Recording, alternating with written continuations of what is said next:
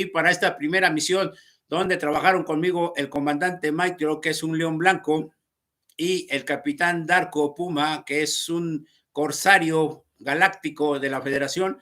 Pues ahí fue donde nos reunimos. Yo recibí mensajes telepáticos para esa primera misión y como le comentaba al gran hermano Randall en la tarde, de que muchas de las veces nosotros tenemos fugas geográficas aquí dentro de la 3D. Es decir, queremos huir, queremos abandonar todo lo que es la matriz, trabajo, amigos, parejas, familiares. Queremos como escapar a un lugar, pero no sabemos a qué lugar. Entonces, esa se llama una fuga geográfica. Cuando tienes ganas de abandonar todo, botarlo a la fregada, dejarlo ahí e irte hacia un lugar que no sabes a dónde. Eso fue lo que me pasó en mi caso en el año 2000. En el año 2000 yo recibí la indicación por telepatía, que todavía no sabía quién era el que me estaba hablando, no sabía que era el comandante Maitrock, que me decía que tenía que hacer un viaje hasta Los Cabos. En ese tiempo yo estaba trabajando en el Hotel Westin Galerías de la Ciudad de México y por medio de una licenciada muy querida que se llamaba Romy, o se llama Romy, me consiguió un viaje directo hasta Los Cabos y fue así que tomé, yo sin saber a qué iba, tomé ese avión.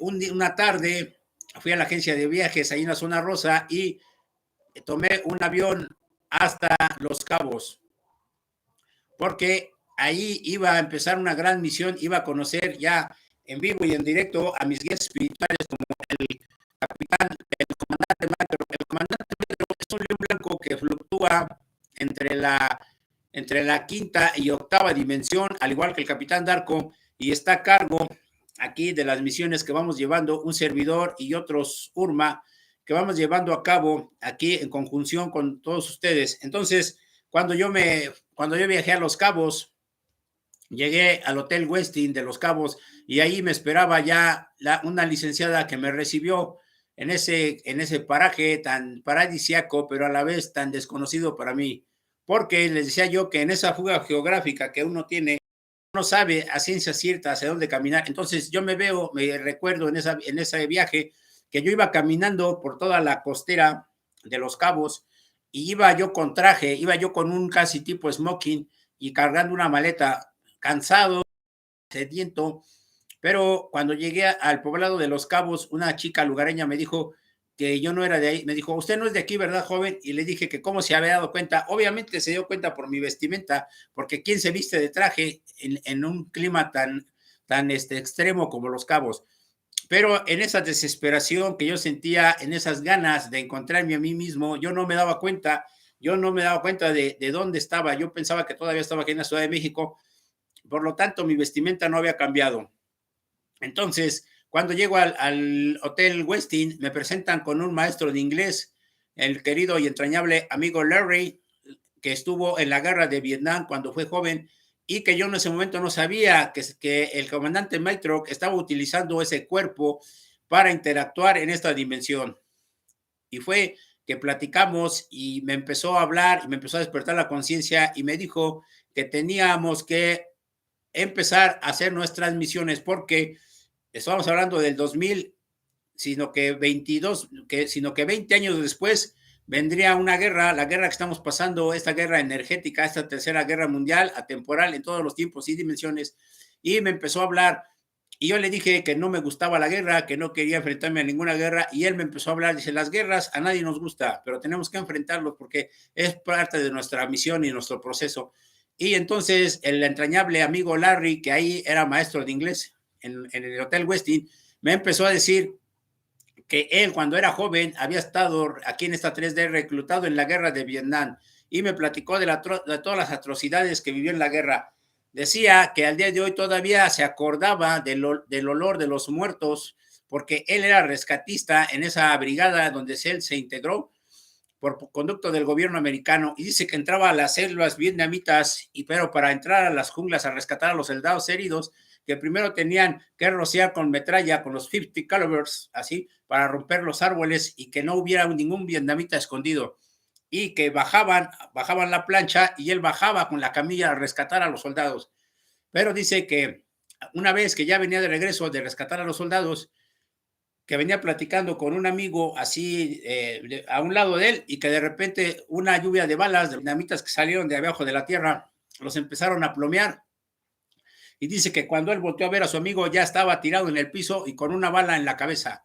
Entonces dijo que eso fue una impresión muy fuerte para mi amigo Larry y cayó desmayado. Perdió el conocimiento y lo trajeron de regreso acá a Estados Unidos porque él tenía las dos nacionalidades, la nacionalidad americana y la nacionalidad mexicana, porque había nacido aquí de padre italiano y de madre, de madre mexicana. Entonces, muchas veces yo fui a su casa de Larry y platicábamos de muchas cosas y él hablaba de que esos eventos traumáticos de la guerra no los había olvidado, que muchas de las noches él recordaba el olor de los muertos, entonces eso le despertaba y no le hacía dormir, porque la guerra es fuerte, es brutal, pero se tiene que vivir. Entonces me decía que a los soldados que habían reclutado allá en Estados Unidos, que no era como aquí en México, que allá ser parte de la Armada o de la Marina Americana era un honor. Entonces, por eso él se enlistó, pero cuando regresó después del evento traumático de su amigo, que lo auscultó un psiquiatra, un psicólogo, y que le dijeron que él no era apto para la guerra porque ese evento que había visto de su amigo morir no lo había aguantado su ser. Entonces, él cayó en coma y por eso lo regresaron nuevamente a América. Pero allí en su casa, cuando yo lo visitaba, tenía un gran mural de las pirámides de Teotihuacán, y tenía varios diplomas de premios y de condecoraciones en la guerra por el servicio. Posteriormente, el comandante Maitrog me habló de la misión que íbamos a empezar, que estábamos ahí en Los Cabos y que íbamos a empezar una travesía y una odisea, pero que esa misión y esa odisea la teníamos que anclar en 3D, por eso estaba yo presente físicamente ahí, pero esa misión estaba viniendo desde el astral. Y ahí fue cuando por primera vez nos reunimos el comandante Mike Rock y el capitán Puma Darko para empezar esa gran misión que ahorita les iré relatando, mis queridos hermanos estelares. Vamos a ver el chat. El chatíos, ¿cómo andamos? Buenas noches, mi querido Isaac. Muy buenas noches. Buenas noches, bienvenidos. Bienvenidos, mis queridos hermanos estelares. Dice Padme, Patagonia, Marte es igual que la Tierra, está en cuarentena. Pues mira, mi querida Padme, más que igual está peor Marte, porque Marte es un campo minado, hay varias vallas y todas las colonias de humanos están esclavizados ahí, están presos y trabajan para las industrias de las corporaciones que manejan los insectoides y los reptilianos. Mucho de eso ha hablado Cory Good cuando ha ido en sus viajes como super soldado a Marte, pero sí, la verdad, ahí sí están, yo siento que un poquito peor, mi querida Padme. Muy bien. Dice Erika, Venus Mayor está igual, órale. Es que en Venus es un paraíso, pero solamente para los controladores, para los que van de viaje, los que van a darse sus vueltas, pero para muchos del conglomerado de los humanos están igual, están presos ahí en Venus también. Ahí Barack Obama iba muchas veces a Marte y muchas veces los psíquicos o los super soldados que viajaron a esos lugares de Venus corroboraron la presencia de Barack Obama, que iba constantemente. Hola, mi querida Mari, bienvenida, buenas noches a tu canal UFO y Urma Titans, bienvenida, qué bueno que vas llegando, mi querida Mari Márquez. Así es, mis queridos hermanos estelares, pues sí, les voy a empezar a relatar de esa odisea en la que llegué ahí a Los Cabos. Y resulta de que la misión consistía en lo siguiente: una vez que se incorporó el capitán Darko, pero también de manera en forma de holograma, se incorporó a nosotros que estábamos, yo que estaba encarnado aquí en la Tierra, y a Maitro, que estaba utilizando un cuerpo y que él estaba interactuando de manera criogénica. Entonces, utilizando el cuerpo de mi amigo Larry, ese maestro de inglés, hablamos de que íbamos a iniciar esa misión, pero teníamos que ir a Isla Tiburón. ¿Y por qué en Isla Tiburón? Porque en Isla Tiburón se estaban entrenando un gran grupo de Urmas para una misión de liberación, una misión de limpieza de arcontes. era como nuestra primera misión de entrenamiento para ir limpiando al pueblo de San José del Cabo de todos los arcontes, como les platicaba la vez pasada, esos arcontes milenarios que se habían quedado instalados en esa población desde las épocas de Hernán Cortés cuando llegó aquí a México y de otros conquistadores de Narváez y todos ellos, cuando llegaron con sus esclavos negros aquí y cuando llegaron aparte con toda esa bola de arcontes y que desde esa época colonial se habían quedado instalados en ese pueblo y estaban haciendo barbaridad y media, porque déjenme decirles que cuando algo negativo, algún arconte o algún grupo de arcontes ya está empezada la energía, ellos empiezan a materializarse y empiezan a cometer todo tipo de ilícitos, que estaban pasando muchos eventos que ellos no entendían. Entonces nosotros, con ese grupo de urmas que fuimos a entrenarnos en Isla Tiburón, partimos, una vez que ya en Isla Tiburón reclutamos a todo ese grupo de urmas, un grupo de aproximadamente unos 44 urmas que estuvimos entrenando ahí, porque muchos de ellos estaban ahí purgando una condena en Isla Tiburón. Y de manera astral y de manera energética, nosotros comenzamos a entrenar a todas esas almas y empezamos a liberarlas para que hicieran la misión con nosotros a nivel de cuarta dimensión, a nivel de cuarto astral, de bajo astral, para limpiar de arcontes toda esa región. Y antes de iniciar ese viaje hacia San José del Cabo a limpiar de arcontes todo ese lugar, hicimos una escala ahí con los chamanes que le decía de esa tribu yaqui, conocimos sus costumbres, sus niños, sus mujeres y cómo convivían y cómo vivían de la pesca, pero nos hablaban de todo lo que es el animal de poder, esa energía ancestral en el que el ser humano hizo un pacto en la noche de los tiempos, cuando el humano todavía practicaba la telepatía y cuando se podía comunicar con sus hermanos animalitos, todavía podía comunicarse antes de que llegaran razas regresivas como Anunnakis y Chitauris, que nos quitaron el poder telepático y que nos regalaron el don del habla. Entonces, ahí fue cuando el humano empezó a cazar a sus hermanos animales y cuando se perdió esa gran armonía, esa gran simbiosis, pero que quedó en el éter, en el astral. Entonces, este lobo blanco en su chocita nos hablaba en esas noches que estábamos allí alrededor del fuego,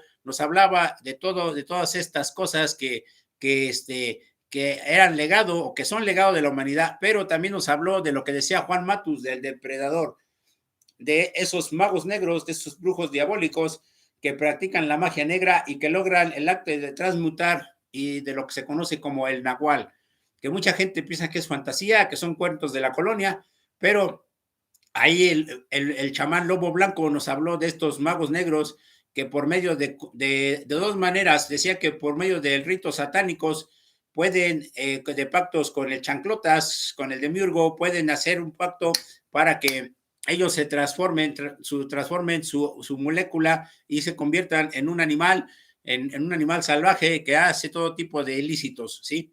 Y que la otra forma de que el nahual entre en acción es el que ya nació con esa genética, con ese código, con esa herencia del nahual de transformarse en una bestia o en un animal, cualquiera que sea, para ir de incursionar y hacer tropelías e ir de espías. Entonces, el chamán Lobo Blanco, que fue un antiguo guerrero, un antiguo guerrero Cheyenne, nos habló precisamente de todas esas cosas, de la metamorfosis por medio de la alquimia y de la transmutación de energías en que un brujo se puede transformar en ese tipo de monstruos, y nos habló de cómo defendernos, de cómo por eso nos invitó a usar todo tipo de simbología como que traemos, el pentagrama que aleja a todo tipo de arcontes, todo tipo de seres de bajo astral, y los anillos de plata para protegernos de cualquier ataque, porque nosotros, siendo seres de luz, seres divinos, podemos contrarrestar todo ese tipo de alimañas y de plagas. Y decía Lobo Blanco que para matar un nahual había que viajar astralmente hasta el lugar donde el cuerpo humano permanecía como en una especie de hibernación, y en ese momento expandir la energía de la fuente infinita sobre el cuerpo que había dejado el nahual, y quemarlo con luz para que cuando regresara a su parte animal ya no pudiera regresar y quedara atrapado o muriera. Entonces, todo ese tipo de prácticas de oscuras al día de hoy se están erradicando, se están quitando, porque los 7 samuráis, como les he dicho, que están trabajando desde altas dimensiones, se están cortando con la espada, y toda la gente o todos los seres, todos los híbridos que sigan practicando ese tipo de actos aberrantes, de actos macabros, serán exterminados. Entonces, es una orden que vayan a los juicios cósmicos y directamente al cadalso y al patíbulo por sus atrocidades que están cometiendo al día de hoy contra la humanidad y que venían cometiendo impunemente, pero que ese tiempo ya se acabó y que la espada de la energía de Micael y de la energía de los 7 samuráis caerá sobre ellos para que paguen todas sus tropelías y todos sus actos de mal juicio que han hecho. Muy bien, mis queridos hermanos estelares. Vamos con el Chatiux, a ver qué nos comentan aquí los hermanos estelares. Hola, mi querida María Elizabeth León Montoya, bienvenida, buenas noches. Buenas noches, mi querida María Elizabeth León Montoya. Aquí haciendo acto de presencia. Muy bien, dice Padme.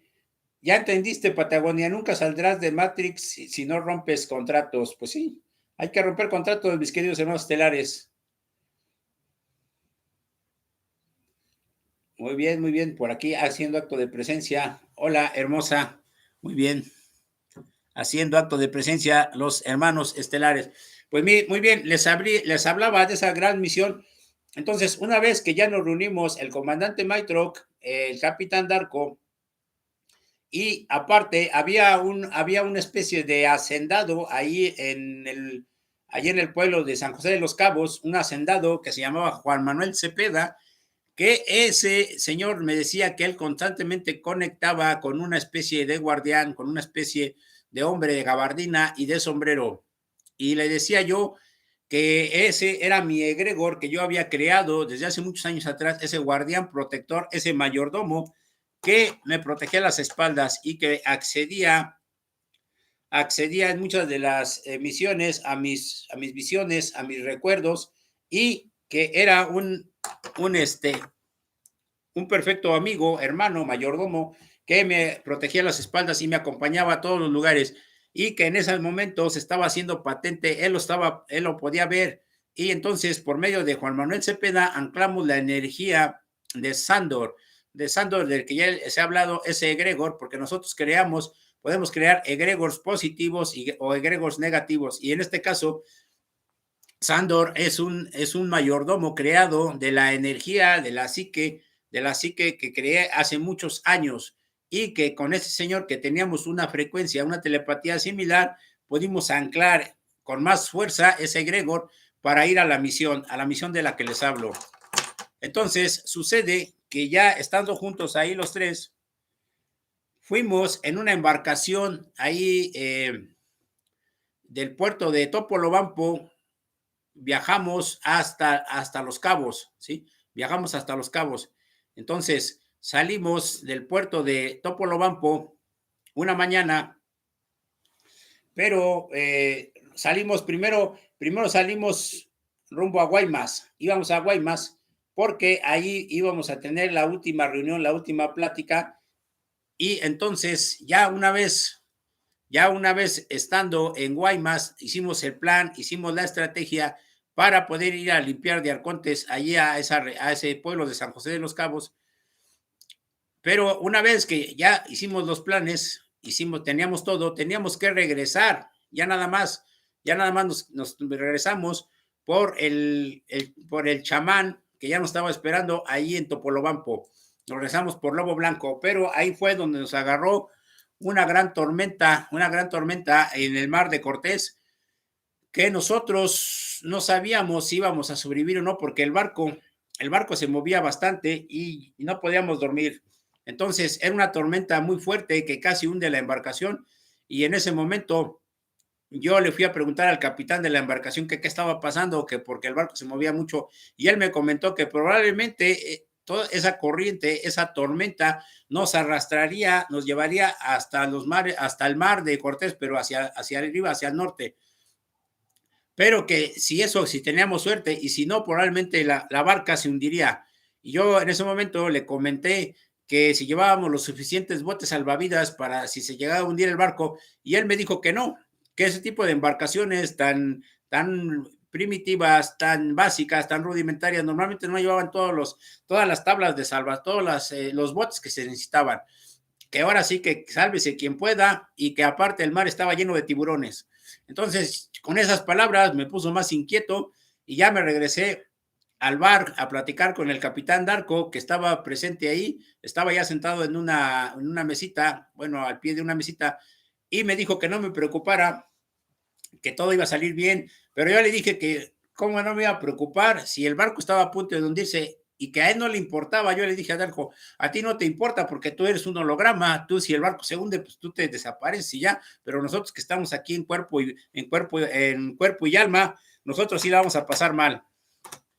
Estuvimos platicando ahí en el bar junto al comandante Maitrock, y afortunadamente se fue la noche hablando junto con este Lobo Blanco, que ya se había incorporado, y afortunadamente mediante algunos cánticos y algunos ritos que hizo Lobo Blanco, pudo hacer que se acallara, que se calmara la tormenta. Me parece que hizo alguna invocación al dios Poseidón Enki, y en ese momento aplacó todo el mar, aplacó las olas, y pudimos llegar a buen puerto hasta José del Cabo.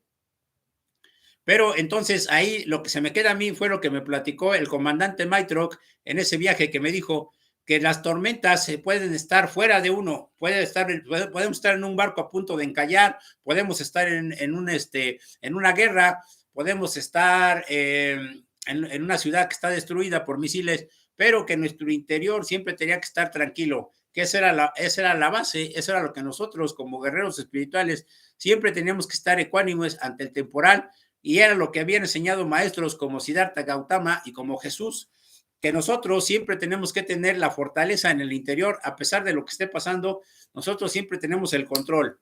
Y ahí nos hablaba de la parábola cuando Jesús estuvo en esa embarcación y aplacó las olas, y el chamán Lobo Blanco nos enseñó cómo hacerlo, nos dijo, miren, esta es la manera de controlar el temporal. Nosotros podemos controlar, nosotros dominamos sobre los elementos, fuego, aire, tierra y agua, dominamos sobre eso, claro. Invocó a las fuerzas de Enki Poseidón para que pudiera controlar las aguas y la embarcación no naufragara. Entonces, de esa manera llegamos a San José del Cabo, donde llegamos a esa antigua colonia, y limpiamos de arcontes a todo ese poblado para que dejaran de aparecer atrocidades y la gente pudiera estar tranquila. Esa fue la primera misión que tuve con estos personajes, con el comandante Maitrock y con el capitán Puma Darko. Muy bien, vamos a ver el ratito. Dice Edward, eso de la transformación de los brujos lo concibo como una vivencia a la que accederán al campo mórfico energético de los animales de poder. Eso de la transformación de los brujos lo concibo como una vivencia a la que accederán al campo mórfico energético de los animales de poder. Bueno, es que el animal de poder, mi querido Edward Kill, el animal de poder es una energía muy grande que flota en el éter, que está en conjunción con la naturaleza, que está en conjunción con la madre tierra, ¿sí? Pero el acto de hacer la transformación, la metamorfosis, como hacen los nahuales, eso ya no se puede considerar un animal de poder, sino ya se considera, ya está dentro de otra rama, ya está dentro de la baja magia de los hechiceros, ¿sí? De los magos negros, ¿sí? Entonces, ya ellos están accediendo a otro tipo de magia, a otro tipo de energías que no tienen que ver con el real animal de poder energético, poderoso, ancestral de los devas, sino que ellos ya están yendo por otro lado y están haciendo otro tipo de cultos, otro tipo de invocaciones a los seres de oscuridad. Dice Edward Kill, don Juan hablaba de los voladores, entidades que se alimentan de la energía del cuerpo luminoso. Creo que hablaba de los arcontes que trabajan para los demiurgos. Exactamente, mi querido Edward Kill, exactamente, don Juan Matos hablaba de los voladores, exactamente, del salteador rapaz. Todos no son más que los arcontes, mi querido Edward Kill, que son a su vez súbditos e hijos del demiurgo, exactamente. De eso nos hablaba don Juan Matus. Dice, pregunta, ¿qué es la Santa Muerte? Hay personas que la veneran, dice Mari Márquez. Es que la Santa Muerte, mi querida Mari Márquez, es un egregor negativo, exactamente. Cuando mucha gente, sabemos que la muerte no existe. La muerte es un proceso de cambio de frecuencia, cambio de conciencia energética. Cuando tú dejas este cuerpo físico, a lo que llaman muerte, es un cambio dimensional. Tu alma sale de este envase, de este envoltorio y se va a otra dimensión. Eso es la muerte, o sea, no hay muerte como tal. Entonces la gente que venera a la muerte, no venera a la muerte como tal, sino venera al arconte que se hace presente en el egregor que la gente crea a través de la imagen de la Santa Muerte, de la calavera, de la guadaña o de lo que sea. La gente, todo ese conglomerado de gente que se reúne a venerar a la muerte, está creando un egregor a la muerte, y ese egregor a su vez es nutrido por el arconte de bajo astral, y a su vez ese arconte, una vez que ya tiene presa a toda esa red de gente, alimenta alguna entidad extraterrestre, como pueden ser los Cthulhus o los Chopats. Entonces, esa es la manera de interactuar. El extraterrestre energético parasitario como Cthulhus, Chopats, luego el jerarca arconte, luego los hijos del arconte o los súbditos del arconte, luego el egregor de la gente que lo está anclando, y por consiguiente toda esa energía la está absorbiendo un arconte, pero no es que sea a la muerte, sino es al egregor de la muerte. Buenas noches, mi querida Eddie Fuentes, bienvenida. Mucha suerte en tu proceso. Te estamos mandando la energía de los hermanos Humita, bueno, al comando Humita que está ahí trabajando contigo, y también la energía del arcángel Uriel, para que se te vaya desbloqueando todo eso que estás tú haciendo, todo ese proceso que vas llevando, que se te abran los caminos y que te entre la luz por todas las partes. Claro que sí, mi querida Eddie Fuentes. Hola, mi querido JPC Esperanza, muy buenas noches. Un saludo a todos aquí integrándome. Dice, bendiciones a todos aquí del desierto de Chile. Saludos hasta Chile, hasta Santiago, hasta Puerto Aysén, Valparaíso y todos esos lugares hermosos de los andinos, de los hermanos andinos. Un gran saludo. Dice Isaac Reyes, ¿cuáles son todos esos contratos que hemos hecho? Mira, Isaac Reyes, cada uno tenemos diferentes contratos. No hay como un número establecido de contratos, porque a través de nuestras diferentes encarnaciones, cada quien hemos pactado con diferentes, pueden ser contratos con familiares, pueden ser contratos con corporaciones, contratos con arcontes, contratos con entidades. Entonces, en ese sentido, cada humano tiene diferentes contratos que ha ido firmando consciente o inconscientemente a través de sus encarnaciones y a través de sus fractales en otros mundos, en otras dimensiones. Entonces, al día de hoy la oportunidad que tenemos es como si hubiera ahorita un 2 por 1, ¿no? O sea, por la energía fotónica de Alcione y el paso de la Tierra por el Sol central, tenemos la oportunidad de romper los contratos más rápidamente. ¿Cómo? Haciéndonos el mantra del rompimiento de contratos, pero sobre todo, mi querido Isaac, lo que te recomiendo es que inicies tu sanación cuántica para que vayas tú limpiando tus chakras, y esos contratos o esos sellos que están escondidos en tu cuerpo energético vayan saliendo. Es como si fueras limpiando una vieja estatua y que no veías tú que tenía ahí unos sellos, unas inscripciones, y al ir limpiando van saliendo, y entonces van saliendo y vas borrando, ¿sí? Entonces yo te invitaría, mi querido Isaac, a que vayas haciendo tu sanación cuántica para que vayas viendo a cuántos contratos tú tienes que ir rompiendo, porque tú vas a ir borrando algunos contratos, pero pueden ir saliendo otros tantos, ¿no? Entonces es un trabajo un poquito arduo, pero vale la pena. A ver, vamos acá otra vez al chatito. Dice Edward Kill, sin embargo, se siguen haciendo prácticas de los antiguos chamanes como Juan Matus. Me refiero a los conocidos como pases mágicos. Pues es que sí, mi querido Edward, se sigue practicando magia blanca y magia negra, o sea, de las dos partes. siguen practicando los chamanes, pidiéndole permiso a los devas, conectando al animal de poder, accediendo al mundo de los reinos mineral, vegetal, pero por otro lado también siguen los seres oscuros, los magos negros, siguen haciendo todo lo que mencionamos ahorita, pero al día de hoy están llegando con la espada desenvainada los 7 samuráis para erradicar a todos esos. Por eso es un ultimátum a todos los que están haciendo magia negra, a todos los que están haciendo ese tipo de cosas oscuras, para que dejen de hacerlos o serán desintegrados. No hay de otra.